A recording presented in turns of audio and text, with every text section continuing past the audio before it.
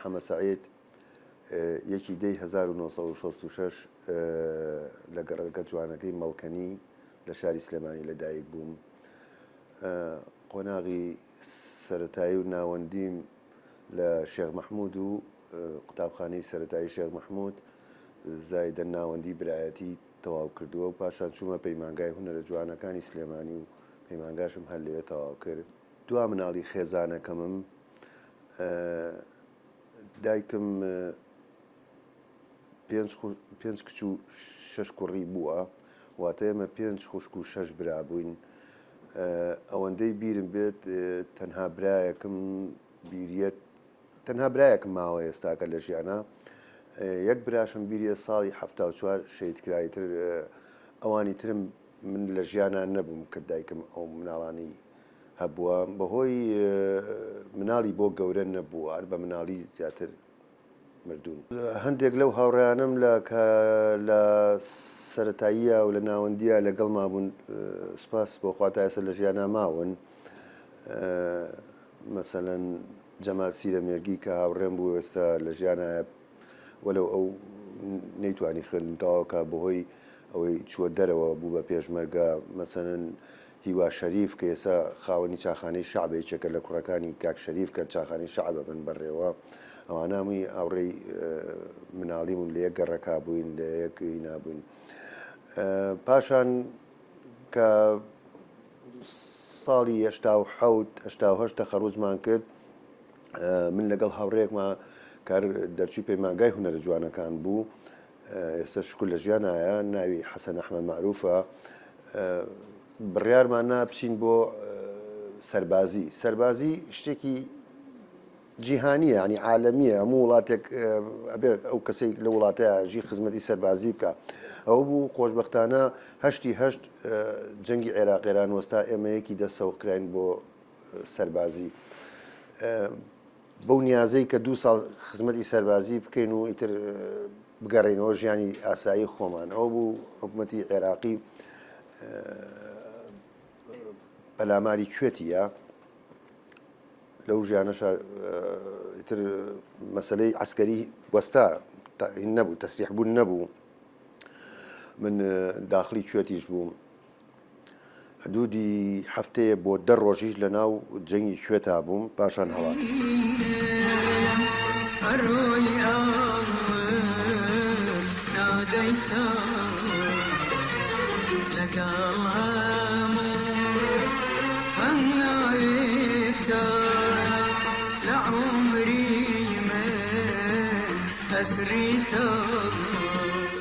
من بیرمیێت قوتابی بووم لە ئیبتیدایی، شاگرد چایەچیم کردووە، شاگرد شەربەت دوکانی شەربەتم کردووە. لە متەوەستەیە کە چوومەتە قۆناغی ناوەندی و لە پەیمانگاشە هەر ئەو ئیشانەم کردووە. مەسەلەن شاگرد مەطعەمم کردووە، بلۆکم سەفتە کردووە لە مەعمەلی بلۆکە. ئەم ئیشانەم هەمووی کردووە. ینی بۆ گەنجی ئێمە بەڕاستی نازانم ئەو کاتە بۆ ئێمە قورس بوو، بەڵام من شانازی پێوە ئەگەم کە توانیمەوە لەو تەمەنەیە و ئیشانە بکەم. ساڵی 86 باوکم ئەمری خوای کرد، براکەم فیرار بوو، وەزعی مادیمان زۆر خراپ بوو. لە ڕێی ئەو هاوڕێیەکمەوە کەمال عەلی، هونەرمەند کەمال عەلی،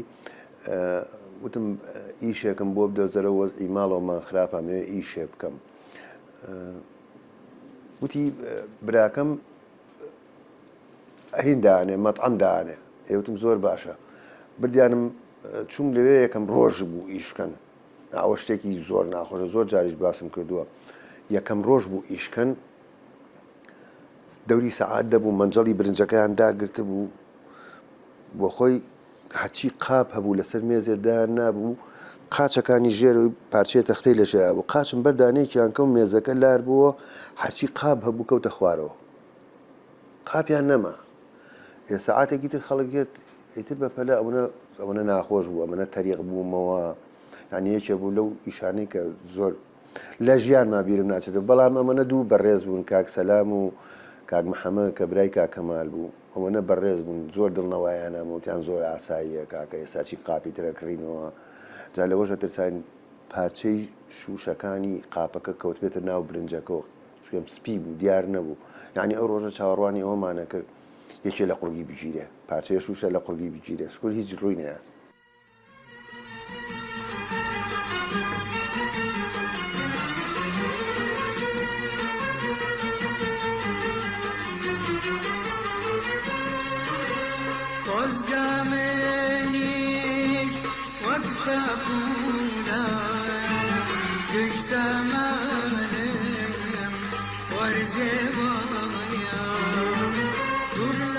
پێش ئەوەی بچمە پەیمانگە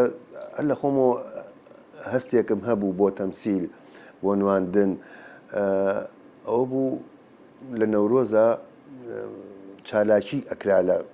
قوتابخانەکانە لە یەکێ لەو چالاکیانە بەشداریم کرد ئیتر خۆم بەلاوە زۆر هین بوو ینی هەستمە کرد ئەتوانم ئیشێ بکەم کاری هونەر خۆشە کاری نواندن خۆشە ئەو بوو پێشکەشیم کرد بۆ پەیمانگای هونەرە جوانەکان لەوێ یەکەم کاری شانۆیم کە کردم سەرەتا ئێمە خزمەکار بووین ینی کە ئەوانەی پێش ئێمە کارێکی شانۆییانە کرد ئێمە چین هۆڵەکەمان بۆ پاکردنەوە ئاومان بۆ بردن بۆ ئۆکتەرەکان لە زمنی ئەوە من لە شانۆیی ڤانکوخا بەشداریم کرد بە دەورێکی پچکۆلە پاشان پێشنیارێکم یا بە تیپی پێشڕەوی شانۆی کوردی کە لەوێ وەرگیرم لێش کە چوومە ئەوێ لێ گەڕان بە دوای دەستگیرانە ئەوەش کارێکی جوان بوو بۆ ئەو زەمەنە چونکە لە کاتی حربا بووین ینی بیرۆکەی شانۆیەکە ئەوە بوو خەڵک ئەچوو لە دەرگای خەڵکیایی وەرەکچەکەم مارەکە گەڕامە دوای دەستگیرانە بیرۆکەی چیرۆکەکە چینی بوو ئیتر من بەڕاستی بەهۆی تیپی پێشڕەوە توانیم بچمە سەر پێی خۆم کاری شانۆی زۆر جوان لەو تیپیاکرا لەوانە مێوژی بەرخۆردن دەیتۆرۆز ئەمانە هەمووی ئەو ئیشانە بوون کە لە ساڵی هەشتاکانە ئەممان کرد ئیتر دوای ڕاپەڕێنیش چەند ئیشێکی ترکراوە لەوانە کە ئێستا بەڕاستی جێی سەرنجی خەڵکە و ئێستش خەڵکێکی زۆر کە ئەو زەمەنە بینیوێتی و لە تەلەڤیزۆنی شاتۆمار کراوە ئاوایی بێکەسە جەنابی موفەتیش هینە ببوورە ئاوایی بێکەسە و جەنابی وەزیر لەگە وڵاتەکەم ئەوانە چەند ئیشێکن کە دەنگانەوەیکی باشی هەبوو لە ناو بینەرە وەکو کاری شانۆیی یەکێک لەو کارانم کە ینی خۆم شانازی پێوەکەم هەم ئیشێکی جوان و ئەوانەی ئەو سەردەمە بینیویانە ئەویش شانۆیی دڕندەی تۆرۆز بوو لە نووسینی عەزیز نەسین و دەرهێنانی مامۆستا ڕەحمەتی مامۆستا عوسمان شێوار بوو ئەوە یەکێ بوو لە ئیشە جوانەکان بەڵام ئەو ئیشەی کە زۆر دەنگیایەوە ئاوایی بێکەسە بوو لەبەر ئەوەی هەم بینەرێکی زۆری هەبوو هەم لە تەلەڤیزۆنیشا تۆمار کرا ینی ئێستش ئەو خەڵکانەی کە یان بینم مەڵێ بەخوا ئیشێکی جوان بوو ئیشێکی ئەوە بوو ینی خەڵک هەب بۆ چەندەها جار هاتووە سەیری ئەو شانۆیی کردووە کە بوو لە ئیشە جوانەکان ئەویش ئاوایی بێکەسە نووسینی محەممەد ماغوتە دەرهێنانی مامۆسای بەڕێز کە سوپاس بخوا لە ژیانە مامۆستا ئازادی حەمەد پچکۆلە بە کوردیکردنی دکتۆر شێرکۆ بوو ئەم ئیشە بە ئێستەشەوە کە لە تەلەڤیزۆن ئاماوە ئێستەژەر لە ڕێی سۆسیال میدیا چەند بڕگەیەکی جاجار لێ دابەزێ یعنی ئەوە یەکێ بوو لەو ئیشەی کە زۆر زۆر بینەرێکی بێشوماری هەبوو ئەوە و وڵاتەکەم یەکێک بوو ئەوش هەر ئیشی محەممەد ماغوتە و هەر دەرهێنانی مامۆستا ئازادی حەمەد پچکۆل من ئەوەی زۆر کاری تێکردم ئەوەی کە حەزەکەم دائیمەن لەسەر ڕێبازەکەی بڕۆم مامۆستا عوسمان شێوار بوو ینی مامۆستایەک بوو هونەرمەندێک بوو بە مانای کەلیمە بە مانای وشە کابرایەکی بەرز بوو ینی زۆر شتی لێوە فێر بووم کە لە شانۆیە کارەکەی ئەبێ کۆمەڵی ئیلتیزاماتە هەیە جێبەجێکەی مەسەن لە کات و شوێنی خۆیان بچیتە کارەکەەوە بچیتە پرۆڤەکەەوە دوانەکە یعنی ئەمانە هەمووی ئەو پیاوە لە مەزنی خۆیان زۆر یعنی یەکێکە لەو کەسانی کە سەرسامن پێی بەڕاستی کە ئێسش نەماوە لە ژیانە بەڵام یەکێکە لەو مرۆڤانەی کە من زۆر سەرسامم مامۆستا عوسمان شێوار بەڕاستی مرۆڤ بوو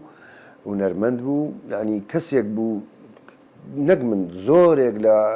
لە گەنجەکانی ئەو زەمانەی کە ئێمە ئیشمانە کرد سەرسامون بەو کار ئەکتەر گوێ نایە بۆی چ دەورێکی ئێنێ بەڵام مەسەرەن خۆشە ئەو شخصیەتەی کە تۆ وەریەگری ئەگەر لە تۆشا مەوجود نەبێت ینی نزیک نەبێت لە کەسایەتی خۆتەوە ئەتوانی لە ڕێی دەقەکەەوە کە ئەی خوێنیتەوە ئەو کەسایەتێ بدۆزیتەوە گەورەی هونەرمەند جوانی ئەکتەر لەوەیە کە بتوانێت ئەو شخصیەتە کە نزیکیش نییە لە کەسایەتی خۆیەوە بەرجەستەی بکات مەسەرەن ئێمە بەڕاستی ڕەشەی پۆلیس پێش ڕەشەی پۆلیس ئێمە لە خۆرنەوازانی کرد بە ڕەحمەت بێ کاکسین من شخصیەتێکی زۆر بەسیتم هەبوو لە دوو حەڵقەیە دوو حەڵقەی ئەخیرا بەشداریم کرد لە هەردوو بەشەکەیە بەڵام ڕەشەی پۆلیس بوو بە ئیشێک بۆ ئێمە ستافێکی زۆر گەورە توانی تاقی خۆیان دەرخەن بیسەلمێنن کە ئەکتەری باشن نەکەر من زۆرێکی تیا بوو لە ڕەشەی پۆلیسا بەڕاستی ینی ئێستش کە ئێمە چینە بازارڕەوە خەڵکانێک گەڵێ بەڕاستی ئیشێکتان کردووە کاتی خۆی ئێستش تامی هەر خۆی ئەیە دا ئەمانە لە کەسایەتی تۆ نزیک بیان دوور بیان لە کەسایەتی تۆ نەچێت تۆ بتوانانی ئەمە ئەم کەسایەتێ ببینیت ئەمە زۆر بۆ ئەکتەر زۆر زەرورە ینی بەڕاستی بتوانێت کەسایەتیەک تەمسیل کات کە خۆی نەبێت ینی ئێستا هونەرمەند حەز ناکات کەس بکوژێ بەڵام جاری وایە لە ئیشێکا بێ بە بکوش ئەمانە کاریگەری توانای ئەکتەرەکەی دەرەخات بتوانێت چەند لەگەڵ ئەو کەسایەتە خۆی بگونجێنێ و چەند بەرجەسەی ئەو کەسایەتێ بکات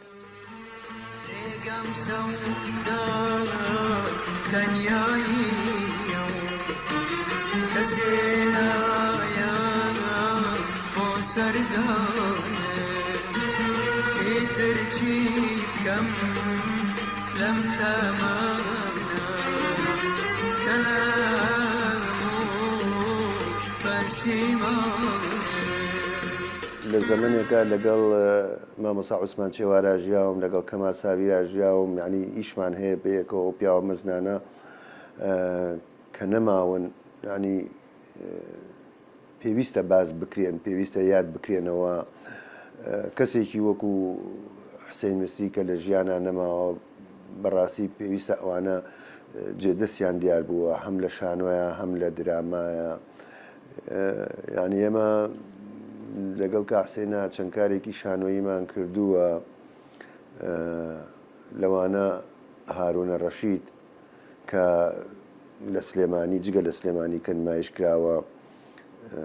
لە کەلار لە دەربەنی خان لە کەرکووک لە هەولێر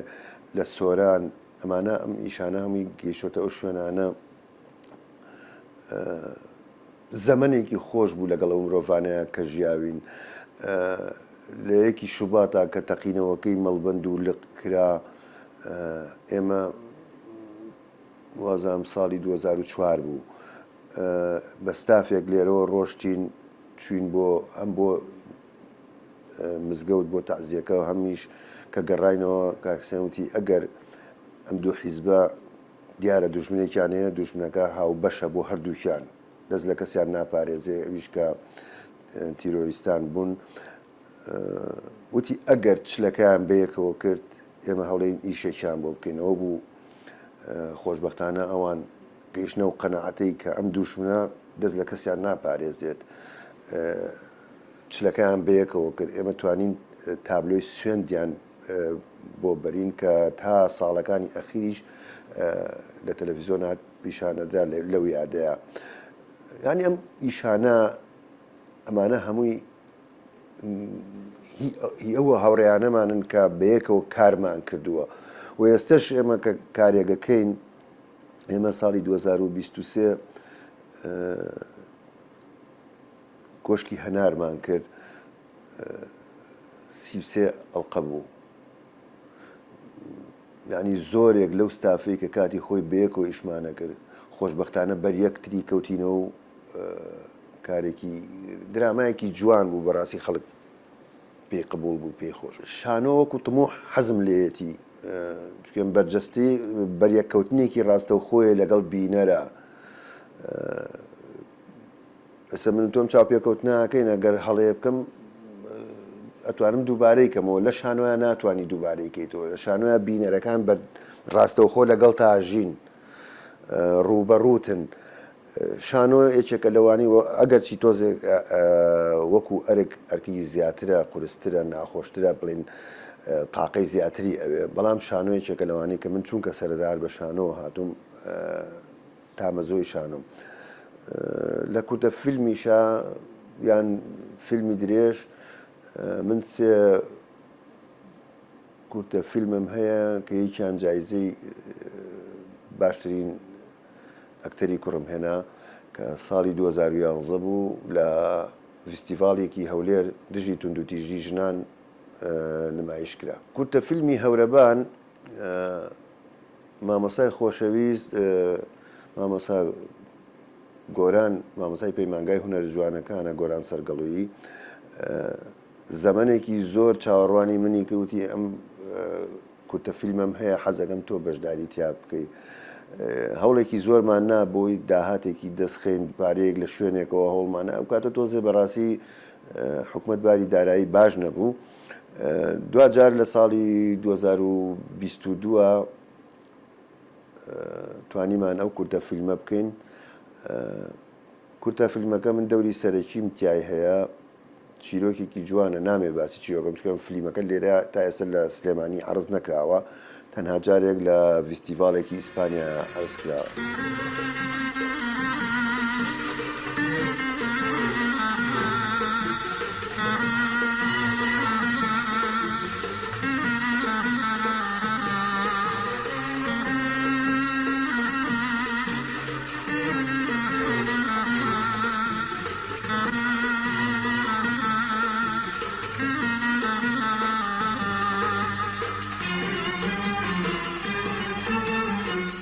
خێزاندارم کوڕێک و سێ کچم هەیە. خێزانەکەم مەسەن جار بووە خواڵ ناگرێ مەسەن جار بووە پێنجی بەیانی گەڕامەتەوە بۆ ماڵەوە لە وێنەگرتن بووم لە کاری لە ئیشا بووم ینی لە هەورەبانە من ئەوە کە نزیکترین هینە لە هەورەبانە 27 سەعات من نەنووسم 27 سەعات بەخەبەر بووم ینی لە ئیشەکانی کاک حسێنە جاری وا بوو پێنجی بەیانیە گەڕامەوە بۆ ماڵەوە ینی زۆر هەستیەکرایی ئەی تۆ ماندووی پێویستە تۆزێ ئیسراحەت بەخۆت بێ خێزانەکەم ینی منە زۆر باشە لەگەڵما یەکێکە لەو ئافرەدانەی زۆر مرتاحم لەگەڵ یا ژیانیم لەگەڵا بدۆتە سەر خۆشبەختانە دوو کچم شووی کردووە ئێستا من تقریبا باپیرم تەمەناکەم ینی زوو حەزەکەم تەلەفۆنیان بۆەکەم مەڵم کەیەن بۆ ماڵیەمە کەیەن بۆ ماڵەوە ینی ئەوە شتێکە لەوانی کە کۆبوونەوەی خێزانەکە جارێکی تر کە کۆوە بینەوە بۆ من زۆر دڵخۆشکەرە. من ساڵی 94 تاعین بووم لە بە وەزارەتی ڕۆشنبیری ئەو کاتار بەشی شانۆ هەبوو دایرەکەمان ناوی دایرەی شانۆ بوو سێ بەش بووە پیانە و ڕۆشنبیری میوزیک و شێوەکار و شانۆ بوو مامۆستا عەبدولی حەمەدجوان بەڕێوەبەری بوو دوایی بەشەکان جیا کرانەوە مەسەن شێوەکار بۆ خۆی بوو بە دایرەیەک میوزیک بوو بە دایرەیەک شانۆ بوو بە دایرەیەک سینەماش دروست بوو بەشی سینەماشیان دروست کرد من ئێستا لە دایرەی سینەمام لە بەڕێوەبەری سینەمای سلێمانیم.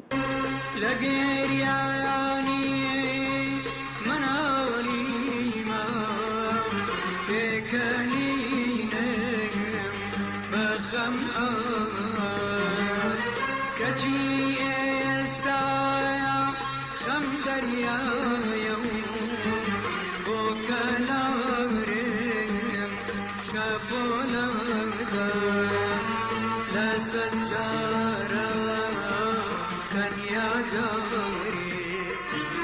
زرتفنا كتامي وبسباري لا يوري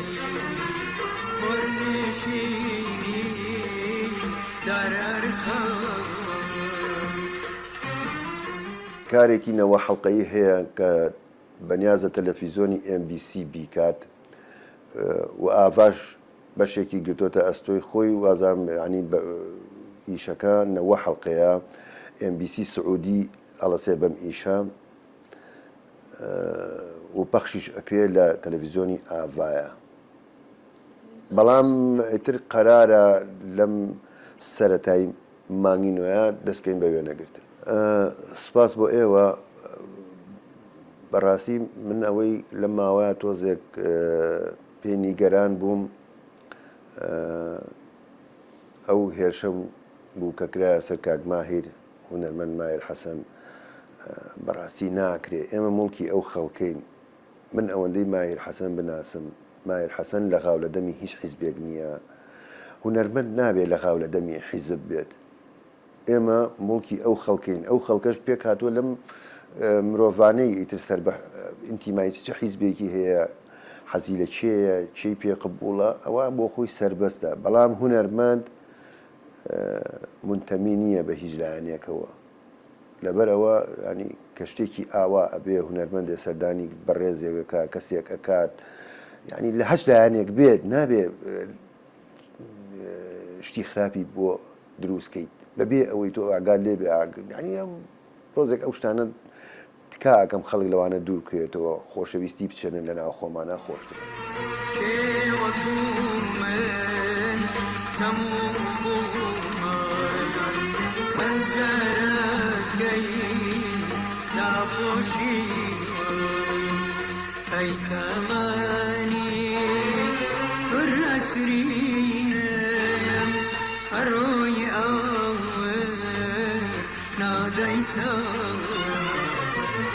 لقامو هنغيتا لعمري من أسريتا